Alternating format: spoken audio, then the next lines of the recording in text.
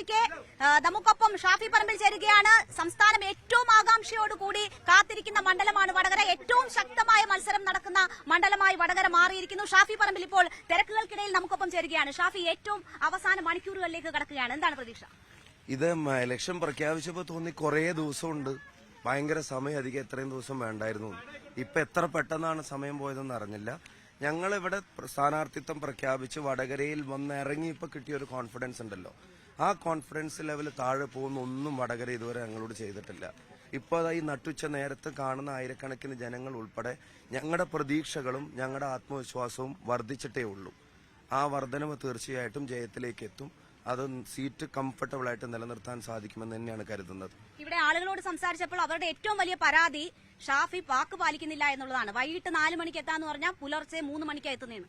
ഞാൻ വാക്ക് പാലിക്കാത്തതല്ല, ഞാൻ സത്യം പറഞ്ഞാൽ നല്ല ലേറ്റ് ആവുന്നുണ്ട്, അതൊരു സത്യം. പക്ഷെ എന്താ കാര്യം എന്നറിയോ, നമ്മളിപ്പോ തീരുമാനിക്കുന്ന പോയിന്റുകൾ 20 20 പോയിന്റ് തീരുമാനിച്ചിട്ടാണ് നമ്മൾ പര്യടനം തുടങ്ങുക. പക്ഷെ പോകുന്ന വഴിയിൽ അവരവരുടെ ഇടങ്ങളിൽ പോയിന്റ് ഇല്ല എന്നറിഞ്ഞിട്ട് അവർ സ്വമേധയെ ഇറങ്ങി നിൽക്കുക. അവിടുത്തെ ആളുകളെല്ലാം കൂടെ ഇറങ്ങി നിന്നിട്ട് പ്രചരണ വാഹനം തടുക്കുക. ഇവിടെ കണ്ടിട്ട് പോയാൽ മതി, ഇവിടെ 2 വർത്താനം പറഞ്ഞിട്ട് പോയാൽ മതി. ഇപ്പൊ ഈ പോയിന്റ് എത്തുന്നതിന്റെ മുമ്പ് നമ്മൾ നേരത്തെ കണ്ട നമ്മൾ വണ്ടിയിലുണ്ടായിരുന്നു വാഹന പര്യടനം എന്നാണ് ഞങ്ങളോട് പറഞ്ഞത്. ഞങ്ങൾ നോക്കുമ്പോൾ പലയിടങ്ങളിലും ഇറങ്ങി ആളുകൾക്കിടയിലേക്ക് ഇറങ്ങി വോട്ട് ചോദിക്കുന്നു. ആളുകൾ അങ്ങനെ കണ്ടിട്ട് എങ്ങനെ മൈൻഡ് ചെയ്യാതെ പോകുന്ന ആളുകളെ കണ്ട ആളുകളാണല്ലോ ഞങ്ങളെയൊക്കെ ഉണ്ടാക്കുന്നത്. അപ്പൊ അവരങ്ങനെ വന്ന് നിൽക്കുമ്പോൾ ഞാൻ അവരെ കണ്ടിട്ട് കാണാത്ത പോലെ പോവാൻ മനസ്സനുവദിക്കാത്തതുകൊണ്ട് അവരെ കാണേണ്ടി വരും. അപ്പൊ അവരോട് കണ്ട് ചിലപ്പോൾ 2 വാക്ക് പറയേണ്ടി വരും, ചിലപ്പോൾ സംസാരിക്കേണ്ടി വരും. പിന്നെ അവിടുന്ന് എടുത്ത് അടുത്ത സ്ഥലത്തേക്ക് പോകുമ്പോഴത്തേക്കും ലേറ്റ് ആയി പോവാ. പിന്നെ കൃത്യസമയത്ത് എത്തണമെങ്കിൽ ഈ വഴിയിൽ നിൽക്കുന്ന ആളുകളെ കണ്ടിട്ടില്ല എന്ന് വിചാരിച്ച് പോകേണ്ടി വരും. അതെന്നെ കൊണ്ട് പറ്റുന്നില്ല. 18 വയസ്സിന് മുകളിലാണ് വോട്ടവകാശം. ഷാഫി പഞ്ച് ചെയ്യുന്ന കുട്ടികൾ അധികവും കൊച്ചുകുട്ടികളാണ്. അത് വോട്ടിനല്ല, അത് അവരുമായിട്ട് കണക്റ്റഡ് ആവാനാണ്. അവർ ഭയങ്കര എനർജിയാണ്, അവരുടെ വൈബ് വേറെയാണ്. അവരുമായിട്ട് ബന്ധപ്പെട്ട് നിൽക്കുക എന്ന് പറഞ്ഞാൽ അതിന്റെ അർത്ഥം നമ്മളെ പോസിറ്റീവാക്കി നിർത്താൻ ഏറ്റവും നല്ല കുട്ടികൾ. അത് ഇലക്ഷന് വേണ്ടി മാത്രമുള്ള പഞ്ചല്ല, അതെന്റെ പൊളിറ്റിക്കൽ ക്യാരക്ടറിന്റെ ഭാഗമാണ്. ഇവിടെ മൊത്തം വടകരയുടെ സ്വന്തം ഷാഫി എന്നാണ് എഴുതി വെച്ചേക്കുന്നത്. വടകരയ്ക്ക് സ്വന്തമായോ? ആയോ? ഓക്കെ, ഇപ്പോ ഇലക്ഷൻ പ്രചരണമൊക്കെ കഴിഞ്ഞ് ജയിച്ചു കഴിഞ്ഞാൽ നിവേദനമൊക്കെ മേടിക്കുന്നുണ്ട്. പക്ഷെ ഷാഫി ഇപ്പോൾ പലരുടെ കയ്യിൽ നിന്നും പേപ്പറുകൾ വാങ്ങിച്ചു വെക്കുന്നുണ്ട്. എന്താണത്? അവിടുത്തെ ആവശ്യങ്ങൾ പറയുന്നുണ്ട്, പ്രശ്നങ്ങൾ പറയുന്നുണ്ട്, ചിലരുടെ വ്യക്തിപരമായിട്ടുള്ള കാര്യങ്ങളുണ്ട്, ചിലത് പൊതുവായിട്ടുള്ള ആവശ്യങ്ങളുണ്ട്. അതെനിക്ക് തോന്നുന്നൊരു വിശ്വാസത്തിന്റെ പുറത്തായിരിക്കും. പാലക്കാടിന്റെ MLA ആണ്. ഈ റിസൾട്ട് എന്താണെന്ന് അറിഞ്ഞിരിക്കും ഇവിടുത്തുള്ളവരെ സഹായിക്കാനുള്ള അവസരം.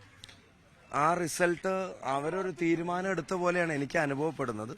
എന്നാലും 4-ാം തീയതിയാണ് അതിന്റെ പ്രഖ്യാപനം വരുന്നത്. പക്ഷെ ഒരു പൊതുപ്രവർത്തകൻ എന്നുള്ള നിലക്ക് ഒരു വിശ്വാസം ഉണ്ടാവുമല്ലോ, ആ വിശ്വാസമാണെന്ന് തോന്നുന്നു ആ നിവേദനം എന്നെ ഏൽപ്പിക്കുന്നത്. MP ഗോവിന്ദൻ കഴിഞ്ഞ ദിവസം ഞാൻ കാണുമ്പോൾ MP ഗോവിന്ദൻ പറഞ്ഞത് കൌണ്ടിംഗ് തുടങ്ങിയാൽ ആദ്യം വിജയം ഉറപ്പിക്കുന്ന മണ്ഡലങ്ങളിലൊന്ന് വടകരയാണെന്നാണ്. LDF വിജയം ഉറപ്പിക്കുന്നത് ആയിരിക്കും. ആദ്യം വിജയം ഉറപ്പിക്കുന്ന മണ്ഡലം വടകരയായിരിക്കും. പക്ഷെ ജയിക്കുന്നത് ഞങ്ങളായിരിക്കും.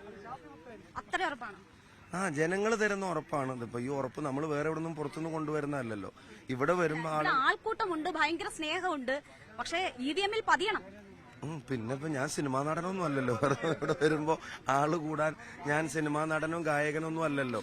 ഞാനൊരു പൊതുപ്രവർത്തനല്ലേ. ഞാൻ പറയുന്ന രാഷ്ട്രീയത്തോടും ഉയർത്തിപ്പിടിക്കുന്ന കാര്യങ്ങളോടുള്ള അവരുടെ പിന്തുണയല്ല അവരെ അറിയിക്കുന്നത്, എന്റെ സ്ഥാനാർത്ഥിത്വത്തോടും. ഇപ്പൊ ഇവിടെ ഇങ്ങനെ ഈ നട്ടുച്ച വെയിലും കൊണ്ട് പ്രയാസപ്പെട്ട് ഇവിടെ വന്ന് നിന്നിട്ട് അവിടെ പോയിട്ട്, കാരണം ഇവരെ ആരും നിർബന്ധിച്ചു കൊണ്ടുവരുന്ന ആരുമില്ല. അത് നമ്മളിപ്പോ വഴിയരികിൽ കണ്ടതാണ്.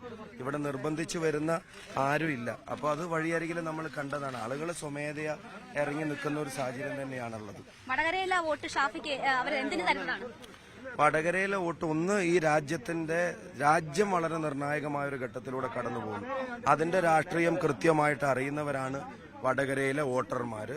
ആ വോട്ട് തീർച്ചയായിട്ടും ഒരു ജനാധിപത്യ മതേതര സർക്കാർ അധികാരത്തിൽ വരുന്നതിന് വേണ്ടി രേഖപ്പെടുത്തുന്ന ആദ്യത്തെ വോട്ട്. രണ്ട് ഭരണകൂടങ്ങളും ജനങ്ങളെ കഴിവിന്റെ പരമാവധി വെറുപ്പിച്ചിട്ടുണ്ട്. അതിൽ നിന്ന് നാടിനെ മോചിപ്പിക്കാൻ ചേരുന്ന വോട്ട്. 3 അക്രമ രാഷ്ട്രീയം അതിന്റെ എല്ലാ പരിധിയും കടന്ന് ഈ നാടിനെ വീണ്ടും അസ്വസ്ഥപ്പെടുത്തുകയാണ്. ആ അസ്വസ്ഥതകൾക്കെതിരെ സമാധാനത്തിന് വേണ്ടി രേഖപ്പെടുത്തുന്ന വോട്ട്. ഇത് അതിന്റെ പൊളിറ്റിക്സ്. ഇനി വികസന കാര്യങ്ങളാണെങ്കിൽ 1ാമത്തെ വോട്ട് എന്ന് പറയുന്നത് ഈ നാടിന്റെ പുരോഗതി. അതായത് ഇപ്പം ഞാനൊരു ചെറുപ്പക്കാരെന്നുള്ള നിലയ്ക്ക് എനിക്ക് ഈ അവസരം കിട്ടുമ്പോൾ ഇവിടുത്തെ യുവതക്ക്, ഇവിടുത്തെ വിദ്യാർത്ഥികൾക്ക് ഉൾപ്പെടെ ഇവിടെ കൂടുതൽ ഓപ്പർച്യൂണിറ്റീസ് കിട്ടാവുന്ന ഒരു പ്ലാറ്റ്ഫോമായിട്ട് വടകരയെ മാറ്റാൻ ആഗ്രഹിക്കുന്ന കാര്യം ഞാൻ അവരോട് പറയുന്നുണ്ട്. അപ്പോൾ വികസന കാര്യങ്ങൾക്ക് കൃത്യമായി ഇന്ന് ഞങ്ങളുടെ മുൻ MP-മാർ ചെയ്ത കാര്യങ്ങൾക്കും നമ്മൾ ചെയ്യാൻ പോകുന്ന കാര്യങ്ങൾക്കുള്ള അംഗീകാരം കൂടിയായിരിക്കും വോട്ട്. ഇപ്പോൾ സംസാരിച്ചപ്പോൾ CAA കുറിച്ച് പറയുന്നുണ്ടായിരുന്നു. പൗരത്വ വിഷയം ഒരു ഫാക്ടറാണോ വടകരയിൽ? ഇത് ഫാക്ടർ ആണല്ലോ. അത് വടകരയിൽ മാത്രമല്ല, ഇന്ത്യയിലെ എല്ലായിടത്തും അത് ഫാക്ടർ ആവണം. കാരണം അതൊരു മതത്തിന്റെ പ്രശ്നമല്ല, അത് കോൺസ്റ്റിറ്റ്യൂഷണൽ ഇഷ്യൂ ആണ്. ഇന്ത്യയുടെ ഭരണഘടന നമുക്ക് അനുവദിച്ചു തരുന്ന പ്രാഥമികമായ നമ്മുടെ അവകാശങ്ങളുണ്ട്. ആ അവകാശങ്ങളെ കവരാൻ ഒരു ഭരണകൂടം തന്നെ ശ്രമിക്കുന്ന ഒരു സാഹചര്യത്തെ അതിനെ നേരിടാൻ ഏറ്റവും നല്ല ആയുധമെന്ന് പറയുന്നത് ജനാധിപത്യത്തിലെ ഈ തെരഞ്ഞെടുപ്പാണ്. അപ്പൊ ആ നിലക്ക് അത് തീർച്ചയായിട്ടും. രാഹുൽ പ്രതികരിച്ചില്ല എന്നൊരു ആരോപണം പിണറായി ഈ വിഷയത്തിൽ ഉയർത്തി, അത് മറികടന്നു. News 18 തന്നെ എത്ര തവണ വാർത്ത കൊടുത്തു രാഹുൽ ഗാന്ധിയുടെ പ്രതികരണം? നിങ്ങൾ അന്ന് കോഴിക്കോട് ലൈവ് ഉണ്ടായിരുന്നല്ലോ. എത്ര തവണ രാഹുൽ ഗാന്ധി അതിലും ക്രിസ്റ്റൽ ക്ലിയർ ആയിട്ട് ആർക്കാ പറയാൻ പറ്റുക? എല്ലാവരും പറഞ്ഞു. പിന്നെ ഇപ്പൊ കഴിഞ്ഞ ദിവസം ഇന്നലെ ചിദംബരം പറഞ്ഞിട്ട് ഞങ്ങളുടെ ആദ്യത്തെ ക്യാബിനറ്റ് ഡിസിഷൻ, ഞങ്ങൾ വന്നാൽ ആദ്യത്തെ ഡിസിഷനിൽ അതിനെ സ്ക്രാപ്പ് ചെയ്യും എന്ന് പറയുന്നത്. അത് ഞങ്ങൾ മറികടക്കാത്തതോ ഞങ്ങൾ പ്രതികരിക്കാത്തതിന്റെ പ്രശ്നമല്ല. അവിടെ മുഖ്യമന്ത്രി മറികടക്കേണ്ടത് മോദി പേടിയാണ്. അത് മറികടക്കാൻ അദ്ദേഹത്തിന് കഴിയാത്തത് കൊണ്ടാണ് അദ്ദേഹം ഗോൾ പോസ്റ്റ് ഇടയ്ക്കിടയ്ക്ക് ഷിഫ്റ്റ് ചെയ്തിട്ട് രാഹുൽ ഗാന്ധിയുടെ വീടിന്റെ മുറ്റത്ത് കൊണ്ടുവെക്കുന്നത്. ഗോൾ അടിക്കേണ്ടത് മോഡിക്കെതിരെയാണ്, രാഹുൽ ഗാന്ധിക്കെതിരെയല്ല. അത് അദ്ദേഹത്തിന് സാധിക്കാത്ത പല സാഹചര്യങ്ങളുണ്ട്. പക്ഷേ രാഹുലിന്റെ അന്നത്തെ പ്രസംഗം ട്രാൻസ്ലേറ്റ് ചെയ്തത് ഷാഫിയാണ്. ഷാഫിയുടെ വാക്കുകളിലൂടെയാണ് നമ്മൾ എല്ലാവരും കേട്ടത്. മുഖ്യമന്ത്രി എന്തുകൊണ്ട് അറസ്റ്റ് ചെയ്യുന്നില്ലെന്നല്ല, അവിടെ വന്ന അന്വേഷണ ഏജൻസികൾ എന്തുകൊണ്ട് വരുന്നില്ല, തന്നെ അറസ്റ്റ് ചെയ്തു, അങ്ങനെയൊക്കെയുള്ള കാര്യങ്ങൾ ഷാഫിയുടെ വാക്കിലൂടെ അറിഞ്ഞത്. ഇന്ന് രാഹുൽ വരാൻ നിശ്ചയിച്ചിരുന്ന പരിപാടി റദ്ദാക്കി. അത് വേണ്ടായിരുന്നു എന്ന് തോന്നിയിട്ടുണ്ടോ? അങ്ങനെയല്ല. അതിപ്പോ മുഖ്യമന്ത്രി അറസ്റ്റ് ചെയ്ത് കാണാനുള്ള ആഗ്രഹം കൊണ്ട് പറയുന്നതല്ല, അതൊരു നെക്സസിനെ എക്സ്പോസ് ചെയ്യുന്നതാണ്. മറ്റു മുഖ്യമന്ത്രിമാർ ഇവർക്കെതിരായതിന്റെ പേരിൽ ഇവരെടുക്കുന്ന സ്റ്റെപ്പുകൾ, മറ്റു നേതാക്കന്മാർ ഇവർക്കെതിരാകുമ്പോൾ ഇവരെടുക്കുന്ന സ്റ്റെപ്പുകൾ, എന്നാൽ അവരുടെ കൂടെ കൂടാൻ തീരുമാനിച്ചവരോട് പെട്ടെന്നൊരു വാഷിംഗ് മെഷീൻ പോലെ അവരെ വെളുപ്പിക്കുന്നത്, അതല്ല അവരുമായിട്ട് എന്തെങ്കിലും ധാരണയുള്ള ആളുകളെ ബുദ്ധിമുട്ടിക്കാതിരിക്കുന്നത്. ആ ഒരു സെനാരിയോ എക്സ്പ്ലെയിൻ ചെയ്തതാണ്. അതല്ലാണ്ട് നാളെ തന്നെ വന്നിട്ട് പിണറായി വിജയനെ അറസ്റ്റ് ചെയ്ത് കാണാനുള്ള കൊതി കൊണ്ട് പറയുന്നതല്ല. ആ വ്യത്യാസം അരവിന്ദ് കെജ്രിവാളിന് കിട്ടാത്ത, സോറന് കിട്ടാത്ത, അല്ലെങ്കിൽ സ്റ്റാലിന് പോലും അനുവദിക്കാത്ത, രാഹുൽ ഗാന്ധിക്കോ ഇത്രയും സീനിയർ ആയിട്ടുള്ള സോണിയാഗാന്ധിക്കോ ഒന്നും കിട്ടാത്ത കേസ് പരിഗണന പല കാര്യങ്ങളിൽ കിട്ടുന്നതിനെ സംബന്ധിച്ചുള്ള നെക്സസിനെ ചൂണ്ടിക്കാണിക്കാൻ വേണ്ടി ഒരു പൊളിറ്റിക്കൽ നെക്സസ് ആണ് അത്. ഈ രാജ്യത്തെ മൊത്തം CPM അങ്ങനെയാണ് നമുക്ക് പറയാൻ കഴിയില്ല. CPM ദേശീയ നേതൃത്വം എടുക്കുന്ന സ്റ്റാൻഡുകൾ ഇത്തരം കാര്യങ്ങളൊക്കെ വളരെ ക്ലിയർ ആണ്. കേരളത്തിൽ ഇവർ തമ്മിലുള്ള ഒരു ധാരണയെ സംബന്ധിച്ചാണ് അത് സൂചിപ്പിച്ചത്. പിണറായി അതിന് മറുപടി പറഞ്ഞത് പഴയ പേര് ചൂണ്ടിക്കാട്ടിയാണ്. MV ജയരാജൻ ചൂണ്ടിക്കാട്ടിയത് കിങ്ങിണിക്കുട്ടൻ എന്ന ഒരു പേര് പരാമർശിച്ചുകൊണ്ടാണ്. അതിനെ എങ്ങനെയാണ് കാണുന്നത്? അതൊന്നും മറുപടി അറിയിക്കുന്നില്ല.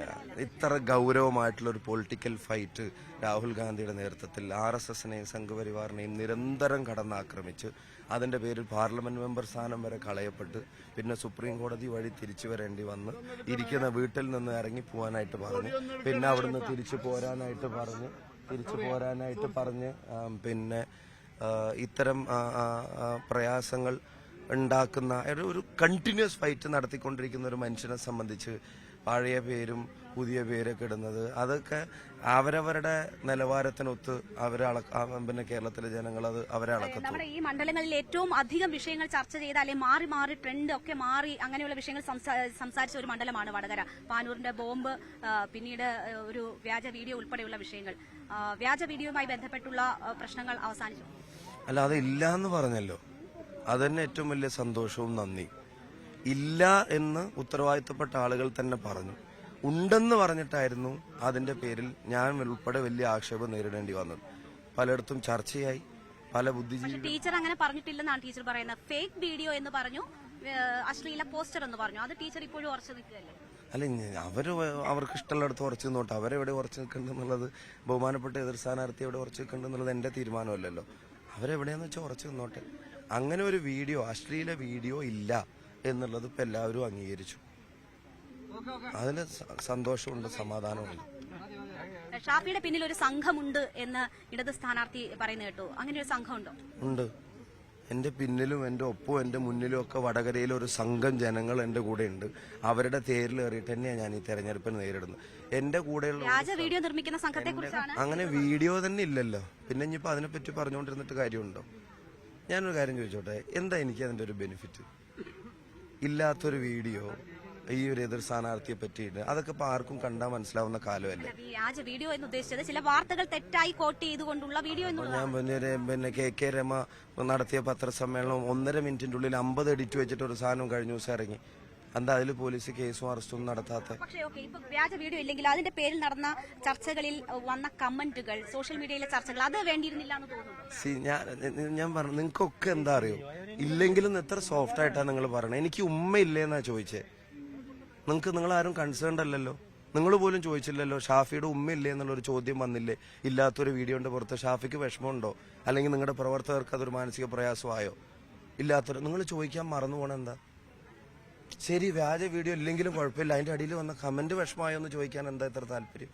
ഞാൻ ആ താല്പര്യത്തെ തള്ളി പറയുന്നില്ല, എനിക്കത് എന്താന്ന് മനസ്സിലാവും. പക്ഷെ ഇത് അങ്ങനെ വൺ വേ ട്രാഫിക് അല്ല. ഇല്ലാത്തൊരു വീഡിയോന്റെ പുറത്താണ് ഒരു ബഹുമാനപ്പെട്ട എതിർ സ്ഥാനാർത്ഥി എനിക്ക് ഉമ്മയില്ലേ എന്നാ ചോദിച്ചേ, എനിക്ക് അമ്മയില്ലേ എന്ന് വെച്ചാൽ അമ്മ ഉള്ളവർക്ക് നിരക്കാത്ത പണി ഞാൻ എടുത്തു എന്നുള്ള ചോദ്യത്തിന്റെ അർത്ഥം. അങ്ങനെ ഒരു സാധനമേ ഇല്ലാന്ന് പിന്നെ അംഗീകരിച്ചില്ലേ? അതെന്താ നിങ്ങൾക്ക് ഒരു സീരിയസ് കൺസേൺ ആവാത്തെ? അപ്പൊ അതിന്റെ താഴെയുള്ള കമന്റിലേക്ക് പെട്ടെന്ന് പോകുന്ന എന്താ? അതിന്റെ പൊളിറ്റിക്സ് എനിക്ക് മനസ്സിലാവും. അല്ല, ഇതിപ്പോ ഇങ്ങനെ ഒരു ഫലം എന്തോ ആയിക്കോട്ടെ, വടകരയിലെ ഫലവും എന്തോ ആയിട്ടെ, പക്ഷെ തന്റെ എതിർ സ്ഥാനാർത്ഥി തരം താണ പ്രചരണം നടത്തിയെന്ന് ഒരു വനിതാ സ്ഥാനാർത്ഥിക്ക് പറയേണ്ടി വരുന്ന ഒരു സാഹചര്യം ഉണ്ടായില്ലേ? അത് ഒഴിവാക്കാമായിരുന്നു. അല്ലെങ്കിൽ അത്തരം ഒരു സാഹചര്യം, മോശം പ്രതിച്ഛായ, ഷാഫിയുടെ ഒരു പ്രതിച്ഛായ എന്താണ് സംസ്ഥാനത്ത് നമുക്ക് അറിയാവുന്നതാണോ? ഇന്നേ വരെ ഷാഫി അങ്ങനെ ചെയ്തിട്ടുണ്ടോ? ഉണ്ടോ? ഉണ്ടെങ്കിൽ ഉണ്ടെന്ന് ഇപ്പൊ പറഞ്ഞോളൂ. ഉണ്ടോ? കഴിഞ്ഞ 3 തെരഞ്ഞെടുപ്പിൽ നിങ്ങൾ എന്നെ റിപ്പോർട്ട് ചെയ്തതല്ലേ? 15 കൊല്ലമായില്ല ഞാൻ ചാനൽ ചർച്ചയും നവാദ്യം പ്രതികരണവും നടത്തുന്നു. 13 കൊല്ലമായില്ല അസംബ്ലിയിൽ. ഞാൻ സ്വർണ്ണക്കടത്ത് ഉൾപ്പെടെ അസംബ്ലിയിൽ അവതരിപ്പിച്ച ആളല്ലേ? ഒരു വാക്കോ വാചകം പോലും അൺപാർലമെന്ററി എന്ന് പറഞ്ഞിട്ട് പോലും എന്റെ പ്രസംഗങ്ങൾ നീക്കാൻ ചെയ്യുന്നു. അപ്പൊ അങ്ങനെ ഒരു പ്രതിച്ഛായ ഉണ്ടെന്ന് നിങ്ങൾ തന്നെ പറയുന്ന ആ പ്രതിച്ഛായക്ക് ഉണ്ടെങ്കിൽ അതിനെ കോട്ടം തട്ടിക്കുന്ന ഒന്നും ഇന്നലെ ഞാൻ ചെയ്തിട്ടില്ല, ഇന്ന് ഞാൻ ചെയ്യുന്നില്ല, നാളെ ഞാൻ ചെയ്യാനും ഉദ്ദേശിക്കുന്നില്ല. എന്റെ അറിവോടെ അത്തരം ഒരു കാര്യം നടക്കില്ല, ഞാൻ നടത്തിക്കുകയില്ല. ഇനി സോഷ്യൽ മീഡിയയിൽ ഇടപെടുന്ന ആളുകൾ അങ്ങനെ ചെയ്യുന്നവരുണ്ടെങ്കിൽ നടപടി എടുക്കുന്നതിനകത്ത് ഒരു സംരക്ഷണ കവചവും ഞങ്ങൾ ഒരുക്കില്ല. ഇനി ഞാൻ തിരിച്ചൊരു ചോദ്യം ചോദിച്ചോട്ടെ. ഇപ്പോൾ കെ രമ നടത്തിയ ഒരു പത്രസമ്മേളനം അവരെത്ര ഗ്രേസ്ഫുൾ ആയിട്ട് നടത്തി.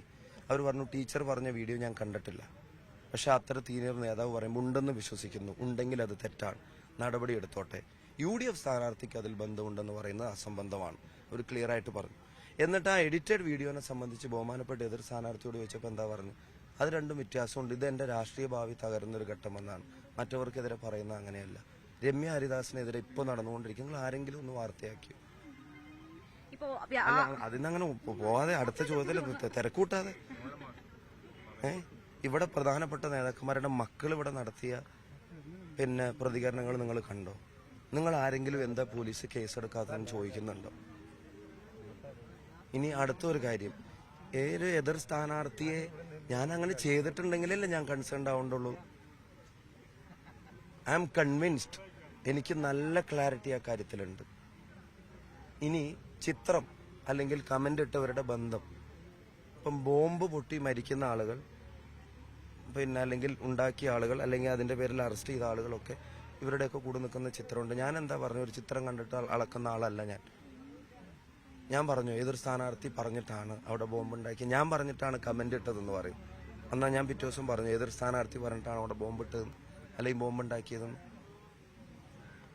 ഇപ്പം ഇല്ലാത്ത വീഡിയോന്റെ പേരിൽ എനിക്കെതിരെ ഇത്രയും പ്രചരണം, അത് നിങ്ങൾ അംഗീകരിക്കുന്നുണ്ടോ? ഞാൻ വീഡിയോ ഉണ്ടാക്കിപ്പിച്ചു, എന്റെ സംഘം ഉണ്ടാക്കിപ്പിച്ചു, അങ്ങനൊരു പ്രചരണം നടന്നു നിങ്ങൾ അംഗീകരിക്കുന്നുണ്ടോ? ഉണ്ടോ ഇല്ലയോ? ഞാൻ എന്റെ അല്ല, ഇങ്ങനെ ഒരു പ്രചരണം എനിക്കെതിരെ നവമാധ്യമങ്ങളിൽ ഉണ്ട് ഇല്ലയോ എന്ന് നിങ്ങൾ അംഗീകരിക്കുന്നുണ്ടോ? പ്രചരണം ഉണ്ടായി എന്നുള്ളത് മറുപടി പറയാൻ പ്രയാസമുണ്ടോ?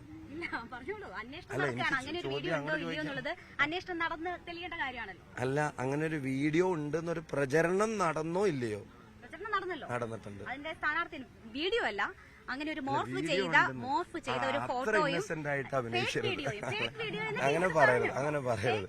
അല്ല ഞാൻ പറഞ്ഞു, ഒരു കാര്യം ഇതിലും കുറച്ചും കൂടെ മാന്യമായിട്ട് ടീച്ചർ ചിലപ്പോൾ എന്നോട് ചോദ്യം ചോദിക്കും.